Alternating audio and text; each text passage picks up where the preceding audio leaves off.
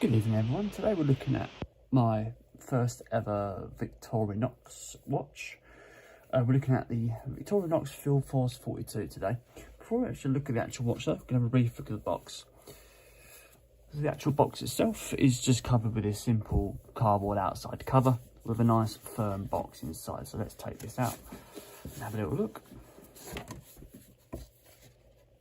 A nice firm box, decent quality to it with just a simple lift off lid fashion. Just a very bog standard box with nothing too fancy, just a simple, functional, stylish box. Box inside breaks down into two components. So you've got a little section here, famous on Tissot watches of having sort of split sections, one for your manual, one for the actual box. You just got a manual there and information about the quartz movement inside, but the actual watch box just sits on top, slides out just like so. Inside you've just got a box, like a simple hardened cushioned outside box with nice sharp corners, very simple, very elegant, and nice little sort of pads just to stand the watch on if you want it for display.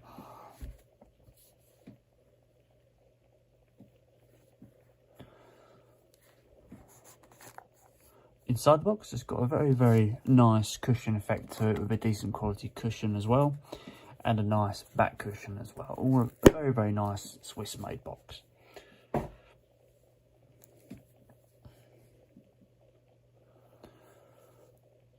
So here we go guys, this is the Victorinox Field Force Sport Chronograph 241893 in the orange and black theme, orange strap. So a little bit about the watch, you've got a 42mm case diameter with 11mm case thickness, so it is a very sort of the average sort of size for most watches nowadays. Watch itself weighs just under 100 grams, the exact weight is 94 grams if you need to know that for any sort of specific reason. We'll have a waterproofness of 100 meters as well because we've got a sapphire flat mineral glass on top here. So let's have a little look at the face. So looking at the face itself, we've got a plain matte black style back plate to the actual main dial to the watch, not sort of sunray style dial. Looking at the increments and the numbers, you've got a standard number system with fully luminous components and fully luminous hands as well. You've also got a chronograph function, and it's detailed in an orange way to match the strap. Looking around the bezel, you've got a matte 45-degree finish with little orange details going around on the bezel there, just to go with the overall theme of the watch. Let's have a little look at the chronograph function. As you can see, we've got a second hand in the top right here.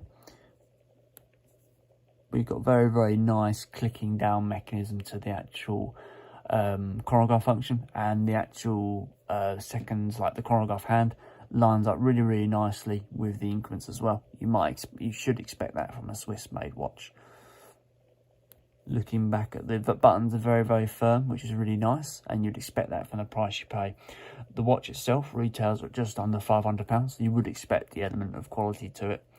The watch operates on a quartz Ronda 5030D movement, and a nice little wind back function there to the actual chronograph function.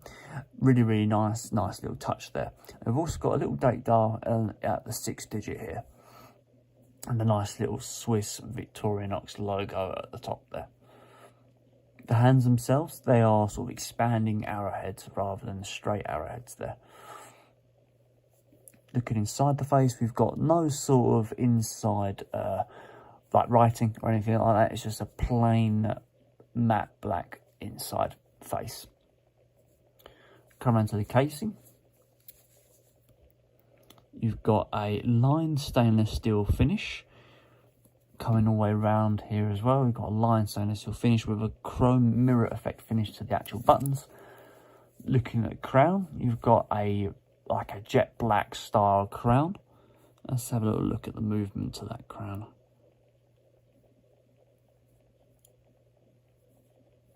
You can actually hear that crown moving for that date dial. Not often, it's got a bit of more profound sound to it compared to other Swiss brands, but the actual movement to the actual crown is not flimsy, as you might expect from a decent Swiss crown. There's no sort of screw down function, so this just pops in and out of place. As I said before, watch is waterproof to 100 meters, so you could wear this diving, but not to a big depth. So looking at the back plate, you've got a sunray style, like circular line finish back plate with that Victorinox printing on the back here. Again, it's a sapphire glass topping. That's just a little bit about that sort of bit more about specs on the back here.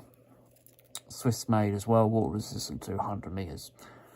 No sort of detail about the Ronda movement, but you've got the model number there as well, so the 241893. So coming down to the strap, you've got a 21mm strap, a rubber style band that connects into a casing that offers a double-ended popper pin. So inside here, to be able to remove this strap, you'll need to sort of push the double-ended pin inwards and then pull the strap out. The strap itself is a sporty style strap with these holes here, and offers a bit of comfort, yet grip on the wrist as well. Hence this little rugged rubber like integrated system inside here.